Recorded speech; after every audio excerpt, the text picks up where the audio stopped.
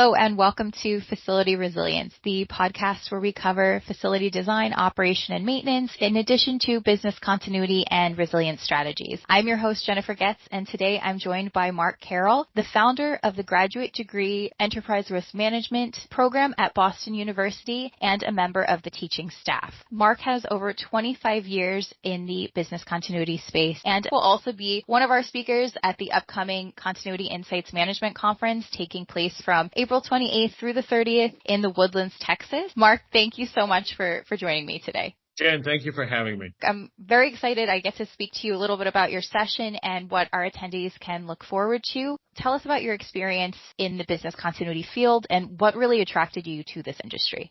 Well, Jennifer, I go way, way back. My business career started, honestly, at age 18 in a data center. Honestly, the old days where you ran mainframes, you mounted tapes and whatever else. And I progressed through that IT activity. My roots are IT. Basically, I'm a coder by trade. And when you manage IT, by definition, you wind up managing backup and restoration. So disaster recovery pretty much comes with the territory. It's a kind of an add-on that happens and you're there. So from there, and having done that, later on, I wound up, initiating my very first continuity program at Biogen. I was the founder of their initial program at their pharmaceutical company. And we then built out global programs at places like P&G Gillette before I moved on to Fidelity and ran their global operations for Fidelity Enterprise. So I've been in this business a very long time in the continuity field and saw us evolve from core technology-based disaster recovery into the more expansive activities of continuity. And like I say, I go way back. We're so looking forward to your session that you have done at Continuity Insights for a couple years now, and it always covers unique stories about out-of-the-norm incidents that most BC professionals wouldn't read about in a best practices book. So what do you learn usually during your sessions? Well, the group there is seasoned practitioners.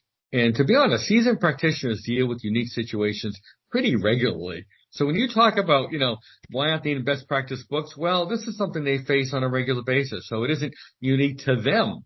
And as a result, isn't something worth publishing in any kind of a journal. But there are situations that are really too frequent and too detailed to document. They're everyday activity. They may not even be best practices, but they are the need at the time or something to address the situation of the day. And the uniqueness is not only in the stories themselves, but at the CI conference, it's also in the forum. This is a session, to be honest, like no other that we launched at CI a few years back. And the way we approach that forum is the individuals in that group that present, roughly 9-10 people, are all practitioners, like everybody else in the gallery, seasoned practitioners. And we're not really there as presenters. We're really there as an audience of peers, and individuals pop up, tell their story, and sit down. And it's a unique story that we request that they provide, because traditional stories where, we had an outage, we moved 20 people to a third-party brick-and-mortar recovery site, that's been done forever, and everybody's seen that and bumped into it. These are individual stories that are kind of out-of-the-box thinking. We approached it differently and dealt with it in a different manner. So, for example, in an organization I worked in, we had a manufacturing activity where we produced a given product at one single location. And the question became, if we ever had an outage there, what would we do? And the answer came back, well, we could stand up another factory. Well, that wasn't a good business. We didn't need the capacity. But we determined that our biggest issue was shelf space. At the retail level, our business problem was, how do we hold that shelf space? So the decision was made, we're going to go back to our retailers and offer them something they effectively financially cannot refuse, which is a unique product, not the product that's unavailable, not the product that's out because of the factory outage, but a unique product in low margin, low dollar activity that they can't really pass on, and to hold those shelves away from our competitors. Because anybody who's been in retail can tell you that, holding eye level, end cap, et cetera, shelf space is holy grail.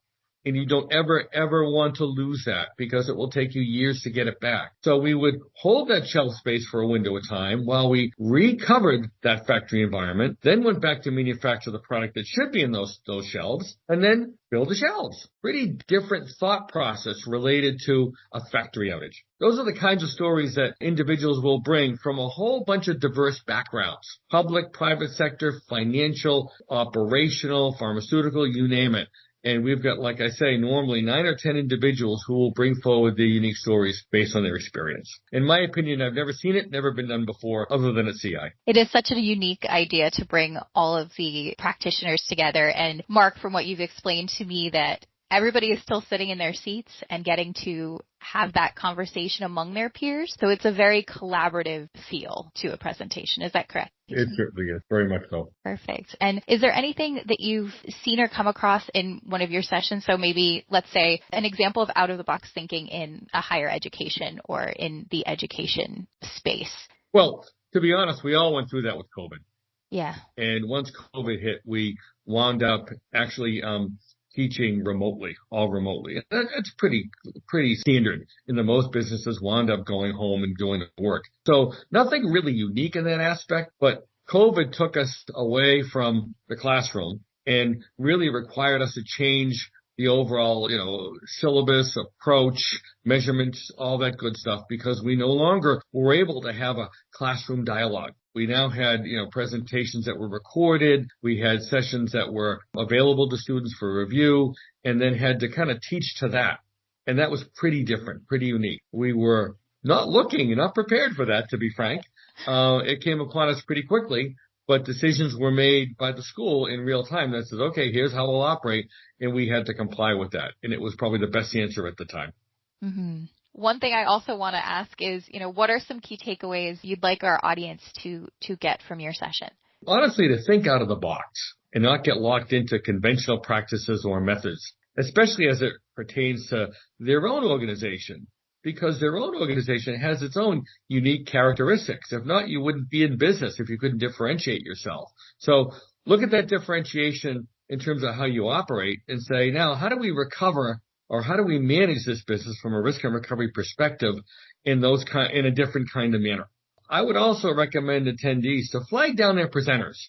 Find out what you can about their story in more detail. They're going to deliver a snippet of 5 to 7 minutes of something they did, and you're going to come away with a desire to learn more. And reach out to them and say, what did you do in detail? Tell me something in more detailed about it. And I think also a recognition that we're all peer practitioners who can benefit from the learnings of each other. So in that room will be, pick a number, 35 or 40 people, of which 9 or 10 will tell a story, but all of the others have their own stories in their heads. So feel free to bring those forward, even in that forum, or consider presenting them at a conference in the future. Because, to be in this business, you've got to have the experience that says, hey, we dealt with it differently. It isn't about picking up the cookbook or the text and saying, let's go do what page 7 says. It's about saying, what's the business problem and how do we deal with it? Because it may not be something that fits every firm, but you've got to look at it and say, what's the best for us as an individual firm to make sure we stay whole, can recover, and stay viable. Perfect. Mark, thank you so much. I really appreciate you joining me on this podcast episode and for sharing your expertise with our audience. I can't wait to stop in your session this year. Great. Jen, thanks for having me. I enjoyed this tremendously. And the session will be good. It always is. It always is. Well, thank you again, Mark, and thank you to our audience for listening. The Continuity Insights Management Conference takes place April 28th through the 30th at the Woodlands Resort in the Woodlands, Texas. To learn more about Mark's presentation, the entire conference program featuring over 50 educational sessions for business continuity and resilience professionals, registration information, and more, visit continuityinsights.com/CIMC. Thank you again for listening, and stay tuned for the next episode of Facility Resilience.